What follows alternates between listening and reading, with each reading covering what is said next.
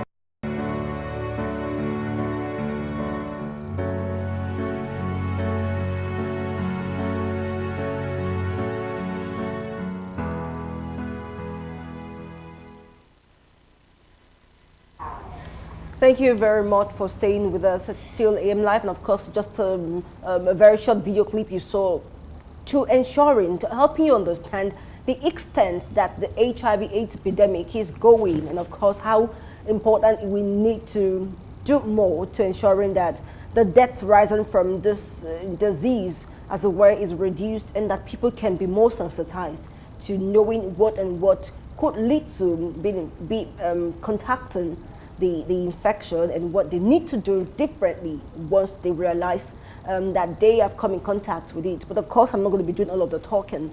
Dr. Babarinsa would be helping with that. Just before we get so much more into it, just a couple of statistics. Nigeria in 2017, of course, looking at reports from 2017, Nigeria has about 3.1 million people living with HIV.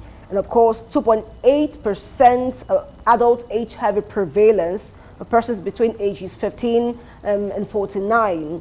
210,000 persons have new HIV infections, and around 150,000 AIDS-related deaths there are in Nigeria.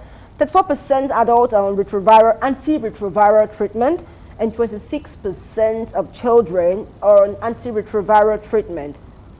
All adults and children living with HIV are about over 3.1 million persons. And I'd like to ask you, my first question is, just before we got back on here, we were talking about how it is that Nigeria has the second highest rate of HIV and AIDS related cases, and it has the highest number of deaths rising from HIV and AIDS. And I mean, over time, we've talked about how Nigeria has to improve on its health sector, do the needful, do that, and several other things. But what's the implication of these figures for Nigeria? Obviously, it's a challenge to Nigeria because, just as you said, Nigeria has the second highest number of people living with HIV all over the world. I mean, that's about 3.1 million. That's a real large number, you know, in the population. That's almost the number of the whole states in certain states of the country. We're only second to South Africa. And that tells you that we have a lot to do. You know, most people looking at us today feel HIV, I'm not HIV positive. But the truth is that it's an infectious disease. So the more people that have it, the more you and I are at risk of having it. So I think it's a challenge to us to wake up from our slumber and do something about this scourge. Thank you. It's a call to Nigeria to wake up from its slumber and do the needful. 30 years after the first campaign on HIV and AIDS, the first campaign, and of course was the first global health campaign made across the world, was 1988. Yes. 30 years after, we're still asking that Nigeria rises up to its responsibility. Are we anywhere close to being serious with this particular issue? I think we're doing a lot.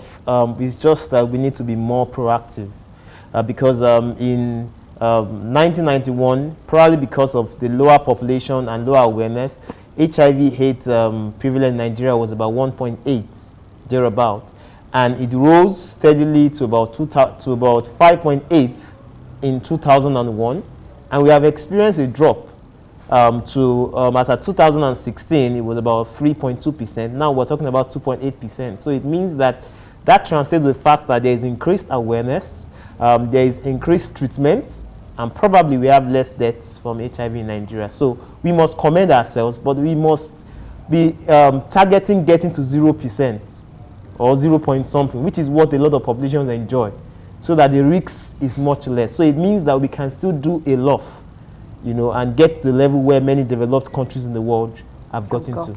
Thank you very much. Now, while we throw the beam light on Nigeria, let's look at Africa. Yeah. I mean, I remember growing up having to see the late Princess Diana embark on some efforts, some sensitization efforts, and some efforts at ensuring that Africa deals with the scourge way back 1990s. Yeah. And of course, I mean, if that's one of the things I remember about the late Princess Diana, and it tells about how much the developed countries have given attention to the scourge in their home countries, and how Africa is somewhat dependent on foreign aids and dealing with it, as it depends on several other aids to develop its continent. Let me ask you, you talked about South Africa being the country with the highest, with the highest rates of HIV/AIDS related cases. And of course, Nigeria is second to it. And of course, the rest on the trunk of countries with high rates of HIV and AIDS are African nations. Yes, that's right. I mean, what does this spell for Africa? We've talked about Nigeria, but what does this mean for Africa? Are we paying less attention to our health?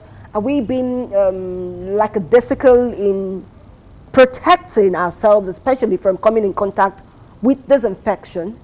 I think Africa is a country faced with a lot of challenges, from numerous war in different nations in Africa, to the challenge of illiteracy, to the challenge of underdevelopment, and some countries being ruled by military governments, and lack of democracy in certain countries. So Africa has suffered a lot when it comes to talking about socially, and HIV is one disease that has been aggravated by many of these things. Of course, during war, you have a lot of cases of rape and things like that.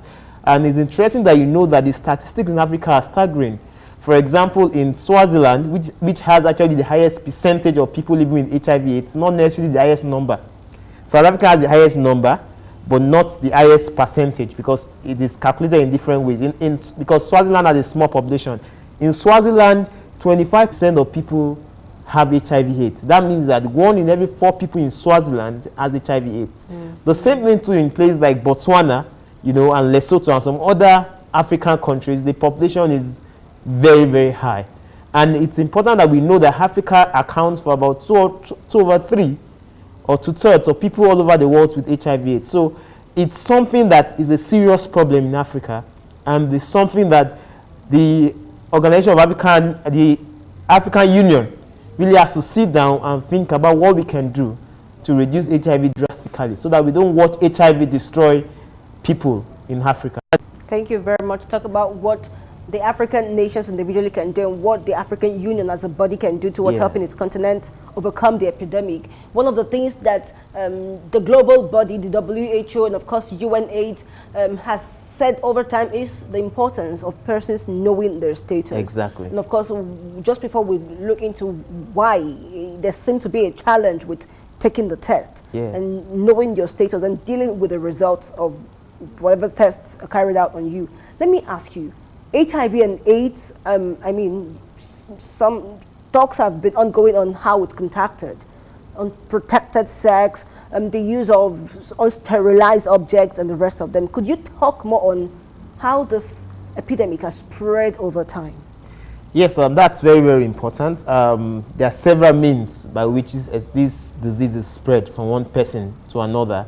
And one of the most common ways that we all know about is through unprotected sexual intercourse, because we believe that even with a person that is infected, if the intercourse is protected by using barrier contraceptives, the chance of transfer from one person to another is much reduced. So one of the ways is promoted is by unsafe or unprotected sexual intercourse, even though we still tell people that the best safety precaution is to avoid abstinence or be faithful to your spouse. Another way this virus is being transmitted from one person to another is through blood transfusion, and that's why we encourage that laboratories ensure that blood are well screened before being given to another patient, because once the patient with HIV gives his blood to someone that is HIV negative, then the person is likely to have HIV. Another common way it's being transmitted is by mother-to-child transmission, and that's very pathetic, because these children are virtually innocent. Absolutely. And they leave their mother's womb with HIV. But interestingly, this can be prevented if the woman goes through a standard hospital and the necessary precautions are made. A woman that is HIV positive can give birth to an HIV negative child. Other ways these viruses are transmitted includes through the use of sharps, instruments that are not sterilized, and that could happen when people go to to have an haircut at the barbing salon with not sterilized or with someone else's clip. It could also happen when people do manicure and pedicure with sharp instruments and many other things. So it's important that we avoid all these means. But we must also know that there are some ways that HIV is not transmitted. HIV cannot be transmitted by hugging, cannot be transmitted by living with someone with HIV or by, talking with the person. It doesn't get transmitted all through this way. So that means that That people have HIV doesn't mean we cannot live normally with them. You know, like talk with them, play with them, eat with them, as long as there is no exchange of blood, you know, or body fluids. So it's important we know that, so we don't isolate or stigmatize people living with HIV. Absolutely. You talk about, I'll pick out on the last things, some of the last words, how you cannot contact HIV and AIDS. Yes. And you say when you do not share some of the belongings, some of the things belonging to the person Yes. who's got HIV and AIDS. Yes. Let's break it down. I mean, Okay. I understand I could use some of the eating utensils Yes. of someone living with HIV and Yes. AIDS and not contacted. Yes. But of course, I cannot choose some other things belonging to this person. So I'd like you to help break it down.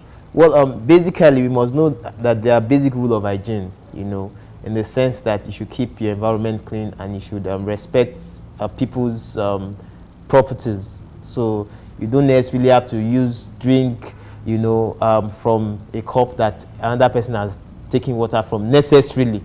You understand? But it's important we know that these things, because we're talking about at times people that live within the same family. We are just trying to emphasize the point that peradventure there is need for some of these things. Maybe you have to drink water from the same cup or eat from the same plate. Am I safe if I did that? Yes, or even wear the same clothes and all that.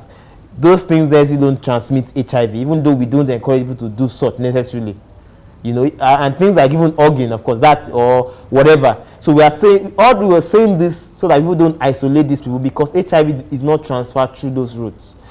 But things like use of sharp objects, for example, sharing the same blade, sharing the same clipper, sharing, using the same needle or sharp objects that other person has used, that could be a means through which HIV can be transferred from a person that has HIV to the person that doesn't have.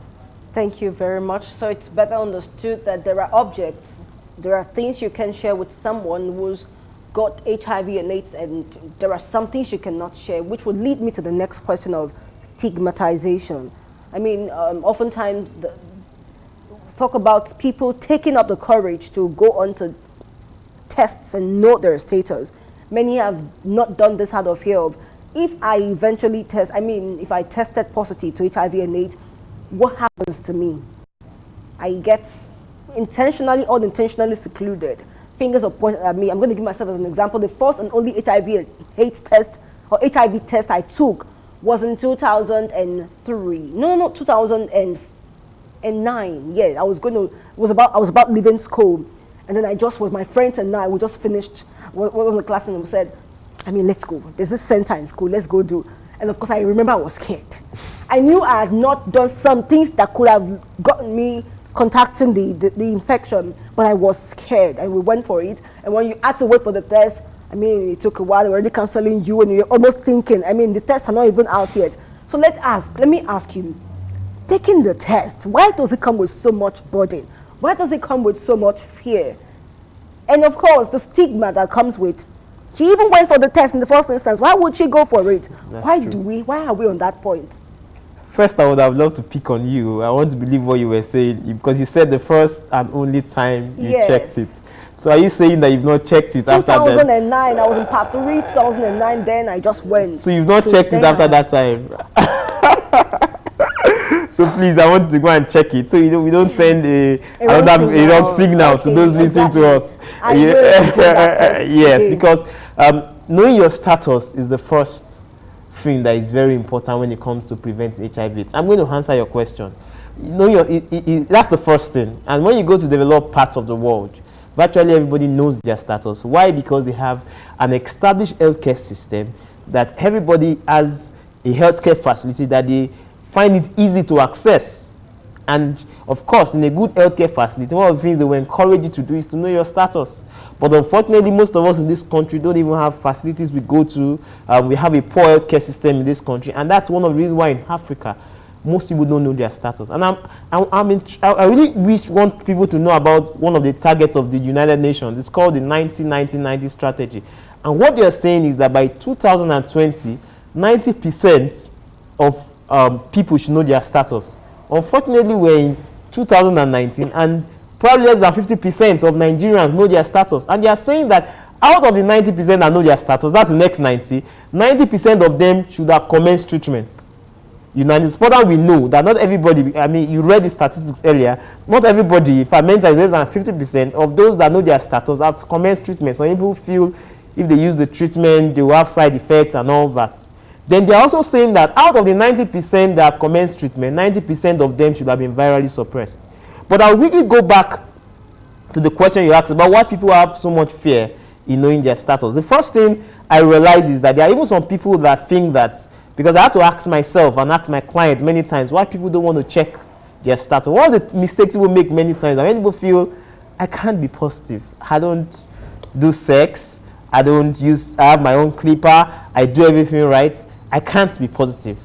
Or I'm anointed or something, you know, and that's one big mistake people make.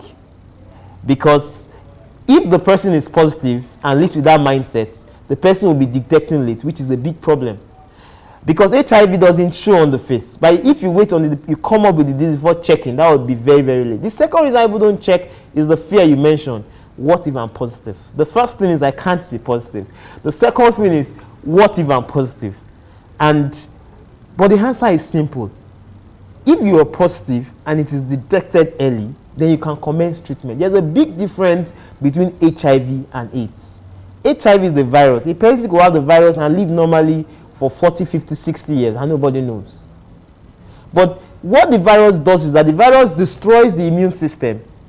It's like a nation coming to fight against our nation and destroys all our soldiers. So that means that all of us become slaves.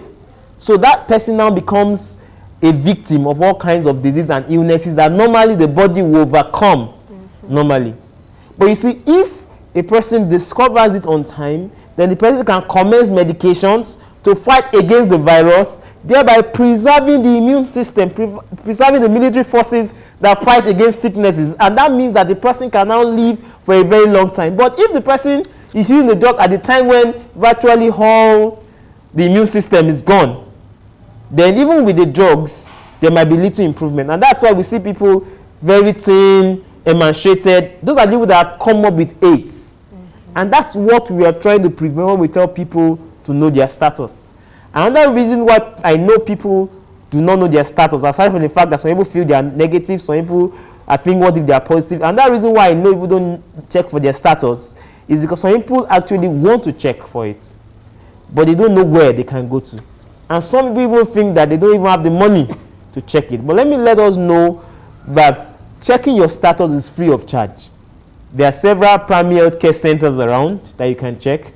If you are in doubt, you can go to UCH and you can check it there. You can go to the state hospitals. It is free of charge. And anybody that charges you money for checking, please let us know wherever the person is. That must be legal. Okay, except maybe private facilities, and that's their choice. You understand? So please, we all need to check it. We all need, it's practically impossible really to achieve the 90% know your status by 2020. But let's see how Nigerians we can improve by 2000 and what did you say? 2020, which is 2 years.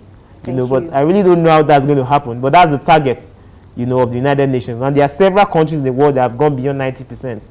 And I think that we can work towards it as Nigerians. Thank you very much. Indeed, we can work towards that. But of course, just recently, the Vice President, Professor Yemi Osinbajo, speaking ahead of the World AIDS Day celebration, that say that Nigeria is working at ending HIV and AIDS epidemic by the year 2030, which was why I wanted to be clear on what you said. We'll look at the implication of the 2030 deadline and setting. Of course, talk about the attitude of the towards for health, for checking their status after this short break. Do stay with us.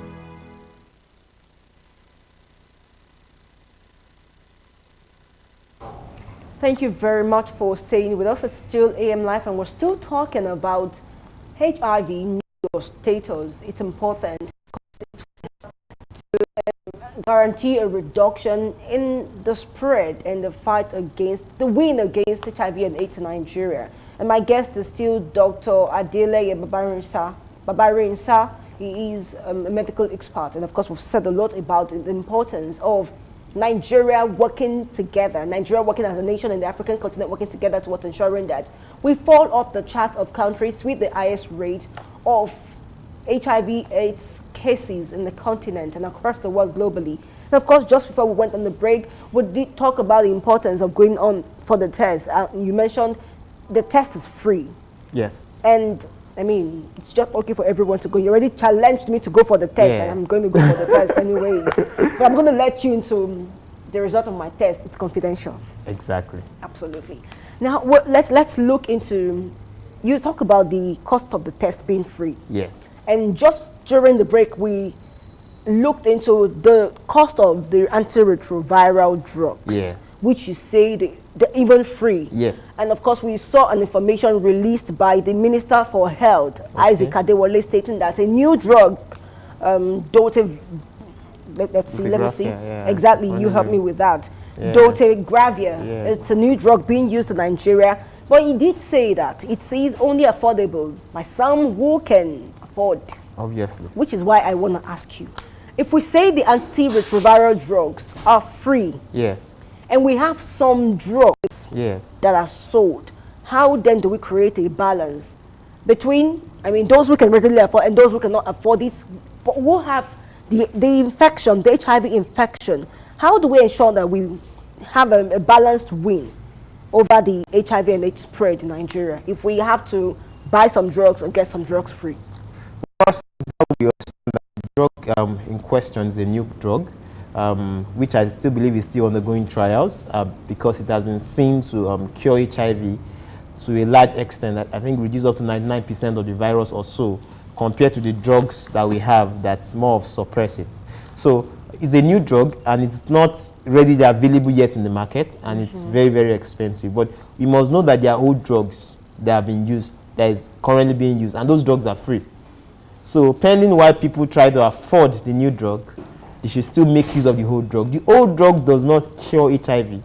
What it does essentially is that it suppresses the virus so that the person can live a normal life. So, and it is free of charge. So while we hope that very soon the United Nations, WHO, and the G8 countries of the world would work hard to see how we can make this new drug available to everybody so that we can reduce the scourge of HIV to a large extent, I think we should still make do with what we currently have. Okay, thank you for explaining that.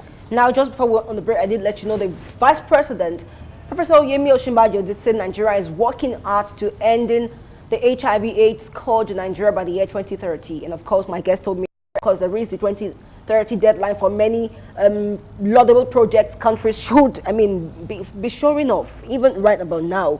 And I'm going to ask you, what's the implication of setting the SDG deadline, the 2030 deadline for ending HIV and AIDS in Nigeria? And I asked you how seriously this puts us as a country that is working at getting itself up the second position on the chart of countries who have HIV, persons infected with HIV and AIDS in the African continent, and of course globally.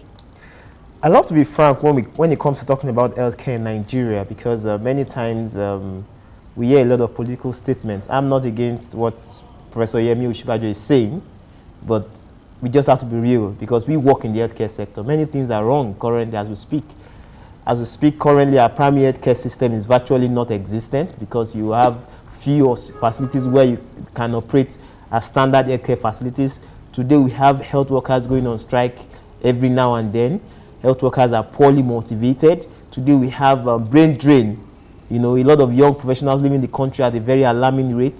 So things seem to be going down in the healthcare sector. And if you leave these basic things, because the question is, who are the people that would provide care for this health care for these people with HIV/AIDS? Where are the health facilities that would take care of them? You know, is it the workers that are not motivated? So I think in as much as the country needs to work hard on our drive to ensure that we reduce the period of HIV maximally by 2030. We have to be careful in paying attention to little details that are fast destroying our healthcare system. Because any vibrant healthcare system will be able to deal with the issue of HIV/AIDS. Thank you. And finally, as much as we're encouraging people to get out, get tested, and know their status and keep going, for as many as have done the test and realized they're HIV positive, what's the word for them? First, I want us to make it clear that there's a clear difference between HIV and AIDS. HIV is a virus, human immunodeficiency virus. AIDS is the disease.